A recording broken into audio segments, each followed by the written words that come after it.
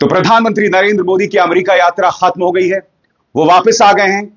मगर आज इस बात का आत्ममंथन करना जरूरी है कि यह यात्रा इतनी बड़ी नाकामी क्यों साबित हुई। सबसे बड़ी बात दोस्तों, भारतीय पक्ष ने जो अमेरिका में अपनी नाकामी का परिचय दिया, एक एक तस्वीर देश को शर्मसार कर रही है। और सबसे ज्यादा शर्मनाक भारतीय मीडिया का किरदार, क्योंकि आज इस कार्यक्रम में मैं आपको बतलाने वाला हूं कि भारतीय मीडिया ने किस तरह से देश की नाक कटाई। हर गुजरते दिन के साथ भारतीय गोदी मीडिया जो है दुनिया में ख्याति प्राप्त कर रहा है अपनी चाटुकारिता की वजह से और पत्रकारिता के पूरी तरह से नदारद होने की वजह से। इससे पहले कि मैं भारतीय गोदी मीडिया की बात करूं दोस्तों, मैं आपके सामने दो तस्वीरें लाना चाहता हूं। सबसे पहले दोस्तों, इस तस्वीर पर गौर कीजिए। यहां पर आप देख सकते हैं इलॉन मस्क जो हैं वो प्रधानमंत्री नरेंद्र मोदी से मुलाकात कर रहे हैं। यहां पर आप देख सकते हैं प्रधानमंत्री नरेंद्र मोदी और इलॉन मस्क जो हैं आपस में हाथ मिला रहे हैं। मगर अगर आप इस तस्वीर को देखें तो इसमें दो चीजें दिखाई देती हैं।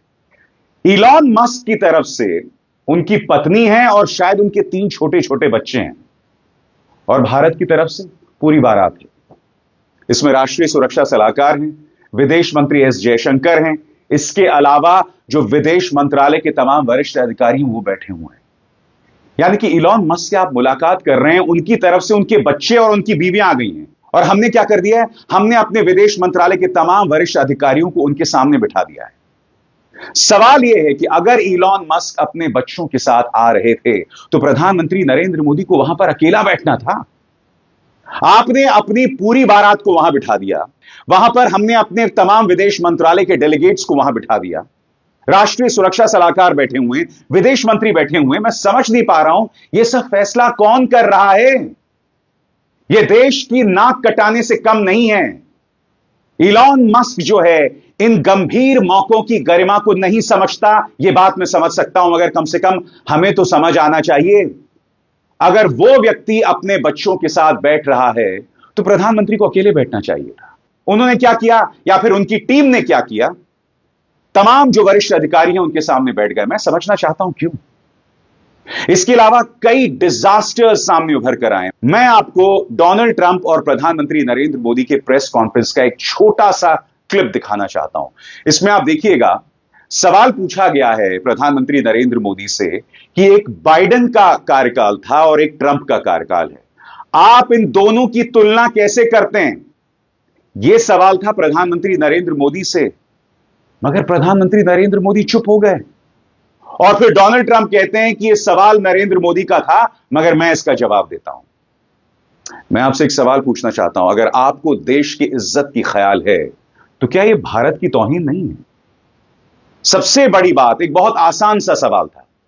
मैं समझ सकता हूं कि अंग्रेजी में प्रधानमंत्री नरेंद्र मोदी का हाथ तंग हो सकता है, मगर यह इतना मुश्किल सवाल भी नहीं था, और इसके अलावा उनके साथ ट्रांसलेटर्स थे। तो यह कहना कि प्रधानमंत्री को अंग्रेजी में किया गया मुश्किल सवाल समझ नहीं आया, यह सरासर गलत है। उनके ट्रांसलेटर्स थे, नंबर 1। नंबर 2, क्या प्रधानमंत्री नरेंद्र मोदी को एक अंतर्राष्ट्रीय मंच पर जब सवाल पूछे जा रहे हैं तो तैयारी के साथ नहीं जाना चाहिए। इंतजार कीजिएगा, जिस नेहरू को ये लोग गाली देते हैं ना, जब उनसे कठिन सवाल पूछा गया था तब उन्होंने क्या जवाब दिया था वो भी मैं आपको दिखाऊंगा। मगर सबसे पहले देखिए दोस्तों ये नजारा, और आप खुद फैसला कीजिए कि यह नजारा कितना शर्मनाक है। देखिए। I was curious, how much more confident are you with President Trump leading this country that there will be peace through strength and you will have a successful partnership with the United States versus with Biden's incompetence and weakness over the last 4 years?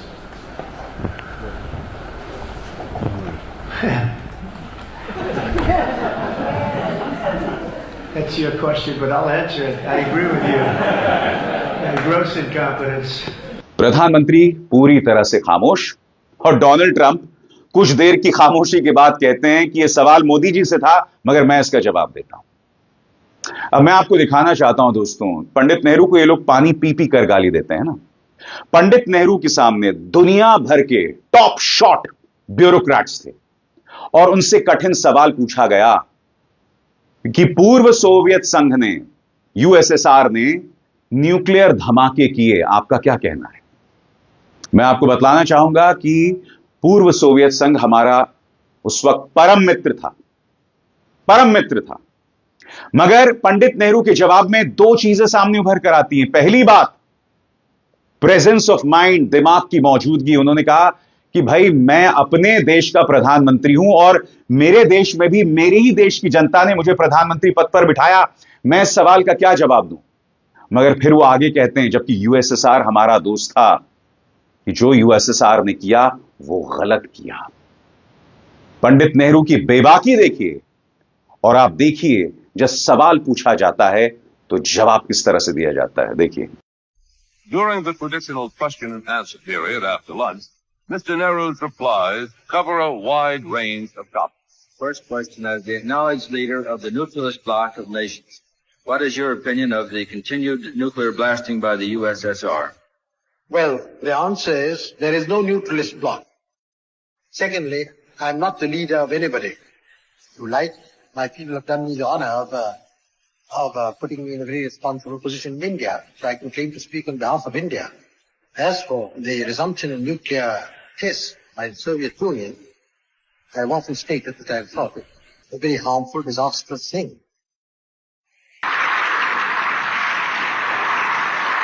दोस्तों, Elon Musk के साथ जो प्रधानमंत्री नरेंद्र मोदी की मुलाकात हुई है, उसको लेकर अमेरिका में भी सुगबुगाहट है। जी हां, वहां के पॉडकास्टर्स मजाक बना रहे हैं इस चीज का। मैं आपको एक छोटी सी झलक दिखाता हूं। दो पॉडकास्टर्स आपस में बात कर रहे हैं और देखिए उस बातचीत में क्या कहा जा रहा है कि इलॉन मस्क अपने बच्चों के साथ थे और प्रधानमंत्री नरेंद्र मोदी के साथ उनका पूरा मंत्रिमंडल। इस बात का मजाक अब अमेरिका में उड़ाया जा रहा है। यह बात सिर्फ मैं नहीं कह रहा हूं, देखिए क्या हो रहा है। Of Elon. So Prime Minister Modi of India is in DC. I think he's like doing a presser with Trump probably as we record this. He's got a meeting, a bilateral with Trump today. He also though met with Elon Musk. And there's a picture of Elon shaking his hand, sitting down shaking his hand like Elon's the fucking president. And then it's also very funny because like when you zoom out, it looks like a traditional bilat with like all of Modi's staffers and officials from India on one side, and then on the other side, it's just like a couple of Elon's kids. There was this funny line in one of the stories. It was like, obviously all of his staff, and it said Elon was only accompanied by this woman who's a longtime lieutenant and the mother of 3 of his children. So I was like, that's who came. And Trump was asked about it in the Oval press conference that he did, and they're like, "Oh, do you know Elon met with Modi?" And he's like, no, I was not really aware. And he's like, well, do you know why he met with them? He's like, I assume he wants to do business in India. He had no clue. और सबसे ज्यादा शर्मनाक भारतीय media का किरदार, सबसे ज्यादा शर्मनाक, और उसकी एक एक मिसाल मैं आपके सामने पेश करने वाला हूं। आपको याद है जब प्रधानमंत्री नरेंद्र मोदी से अडानी पर सवाल पूछा गया था, प्रधानमंत्री का जवाब जिस तरह से उन्होंने उंगली दिखाकर, हाथ दिखाकर, ये देखिए क्या कहा था उन्होंने। दूसरी बात है, ऐसे व्यक्तिगत मामलों के लिए 2 देश के मुखिया न मिलते हैं, न बैठते हैं, न बात करते हैं। तो जिस तरह से प्रधानमंत्री ने हाथ दिखाकर जवाब दिया कि ऐसी बैठकों में ऐसी बातों की चर्चा नहीं होती, वसुधैव कुटुंबकम, फलाना ढिमकाना, इस तरह की बातें की, ये तमाम बातें की जा रही थी। मगर कायदे से मीडिया को क्या सवाल पूछना चाहिए था? मीडिया को प्रधानमंत्री नरेंद्र मोदी से सवाल पूछना चाहिए था कि प्रधानमंत्री नरेंद्र मोदी, एक अमेरिकी अदालत ने गौतम अडानी के खिलाफ गिरफ्तारी वारंट जारी किया है, आपने देश में इस मामले को लेकर किस तरह की जांच करवाई है? क्योंकि अब तक गौतम अडानी के मुद्दे पर, किसी भी मुद्दे पर, चाहे माधवी बुश के साथ उनके ताल्लुकात हों, चाहे विदेश में शेल कंपनीज हो, या फिर अमेरिकी अदालत द्वारा गिरफ्तारी वारंट, किसी भी मुद्दे पर जांच जो है उसके आदेश नहीं दिए गए। तो पहला सवाल तो मीडिया को यह पूछना चाहिए था। चलिए, कम से कम किसी ने गौतम अडानी पर सवाल किया, और जैसे मैंने बताया दोस्तों, बहुत ही आसान सा सवाल था, और मुझे ताज्जुब होता है कि प्रधानमंत्री उसका जवाब भी नहीं दे पाए। और ऐसा क्यों हो रहा है? ऐसा इसलिए हो रहा है क्योंकि हमारा मीडिया जो है ना, प्रधानमंत्री नरेंद्र मोदी को सवालों से बचाता है, प्रधानमंत्री नरेंद्र मोदी से प्रेस कॉन्फ्रेंस की मांग नहीं करता है। मैं आपको बतलाना चाहता हूं दोस्तों, एक एनडीटीवी का पत्रकार है, उनके पिता शायद ऑल इंडिया रेडियो में काम करते थे। एक बार मैंने उन्हें सुना था एक कार्यक्रम में यह कहते हुए कि प्रधानमंत्री नरेंद्र मोदी को कोई प्रेस कॉन्फ्रेंस संबोधित करने की जरूरत नहीं है, वो मन की बात तो करते हैं। इस देश का पत्रकार जब मन की बात से खुश हो जाता है तो आप अंदाजा लगा सकते हैं कि इस देश में पत्रकारिता की क्या हालत है। यही वजह है कि मेरे जैसे पत्रकार जब सवाल पूछते हैं तो मुझे एंटी इंडियन और गद्दार बताया जाता है। बताइए, गद्दार कौन है? गद्दार वो हैं जो मेरे प्रधानमंत्री को कमजोर दिखा रहे हैं दुनिया भर में अपनी चाटुकारिता की वजह से। क्योंकि अगर आज से 11 साल पहले मीडिया लगातार भाजपा से सवाल कर रहा होता, प्रधानमंत्री पर दबाव बना रहा होता कि आप प्रेस कॉन्फ्रेंस करिए, तो क्या यह हालत प्रधानमंत्री की होती? गौतम अडानी पर कोई जवाब नहीं, बाइडेन पर सवाल पूछा गया तो खामोशी। सबसे शर्मनाक था यह सवाल, और इस सवाल के दो पहलू हैं।